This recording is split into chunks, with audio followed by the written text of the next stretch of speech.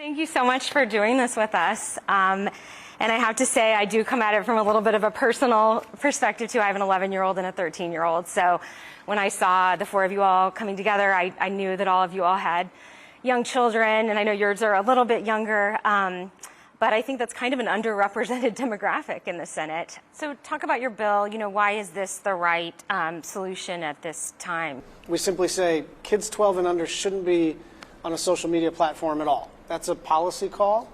It's within the purview of the Congress, and I think most people agree with us, and I think public health experts will agree with us. This bill has three principles. 12 and under, you're off.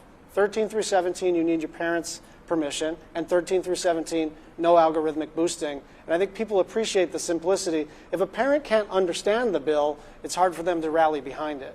Normally you see a bill come out of DC that is sometimes thousands of pages long. This one's 8.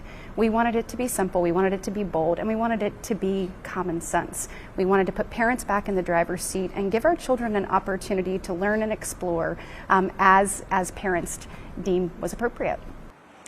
Did you all come together because you're all parents, or how did you find each other, I guess? I think the answer is yes. Absolutely, and we're hearing from parents. I mean, my walking group, I walk with my friends at 5:15 in the morning before I head off to here, and they sent me actually an article from you all talking about this and saying, thank you, this is what we need. We all know that there will be pushback because we are putting the well-being of children over the profits of big tech, but we also know that that's worth fighting for, and so we're, game on. I have a 14 and 11-year-old, and I've seen the upside and the downside of social media during the pandemic. It was an important tool for my kids to connect with friends. Sometimes the silly and entertaining content that they get on those sites brings joy to their life. But I've also seen the tremendous downside. I've seen how some of their friends who are in trouble get very quickly spun into deep, dark corners of the internet with content promoting self-harm or celebrating eating disorders, encouraging kids to be ashamed of their body image. And so for me, this is simple. Some of these kids aren't ready for social media. And I've heard from so many Arkansans and friends of mine whose kids are now getting into their teenage years who feel frustration, that they have the right and the responsibility to raise their kids at home and in school and when they're out in the town, yet they don't feel like they have the same empowerment online. So it's a frustration I've heard more and more in recent years. And just in the last week since we introduced our legislation, I've had so many people reach out to me and say, thank you for proposing a solution, for helping me get back my responsibility, my rights as a parent in the digital world that I have in the real world. And what is your sense, on that pushback from the tech industry?